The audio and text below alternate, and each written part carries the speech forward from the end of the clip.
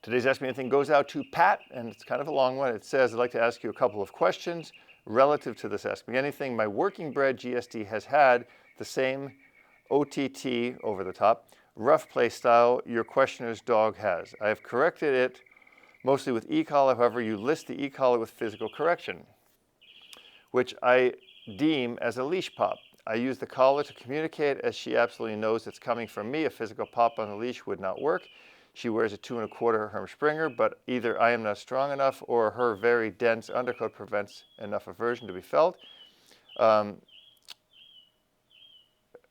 chooses what she will listen to. She did blow off a professional trainer at high stim level when he tried to demonstrate dialing up the levels until you get compliance. He didn't and gave up. The dog didn't, and the trainer gave up. It's taken me a year to undo what he did regards to her reaction to other dogs. Is there a way to find out why the prong and e-collar weren't respected? The e-collar had contact. She was yelping when stimmed, but didn't stop playing with the other dogs. At no time has she shown any aggression. So there are dogs, I've said this in many, many other videos, that don't respond well to e-collars when they're in a stimulated state, right? So when the dog is in a high degree of drive, if the dog doesn't understand that this little tap on the shoulder means you're supposed to dial it down and come back because it hasn't been properly taught, or it's not properly absorbed in the dog's mind. The dog is in a high degree of pressure. So increasing that pressure isn't really going to do that. In other words, if you don't know what 27 times 17 is, and I start smacking you across the head and say, now what's 27 times 17, you're still not going to know the answer.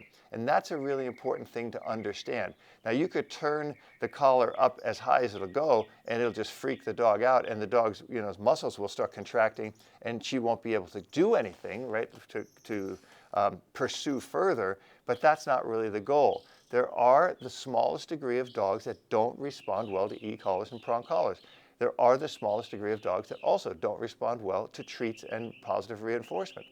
You must find what's right for your dog. Sometimes the best thing to do is just to put a long line on the dog and pop the dog back, reward the dog when they come, or grab the dog physically and bring them back.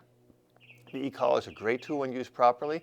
Either it wasn't introduced properly, she has an aversion to it, or she has an inability to understand what she really should be doing when you're asking for that correction.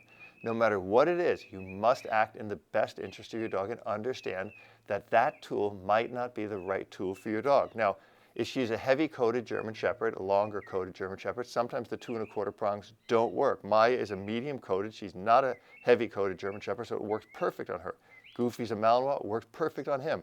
But if I had a heavier coated dog, I might consider going to the 3 mm, especially if she's a bigger dog, and might try that. But introduce it with a lot of leash pressure to get the dog to understand exactly what you want, and be sure to do it in a fair, effective manner with no distractions. Slowly introducing the distractions back in and see how the dog will respond to that.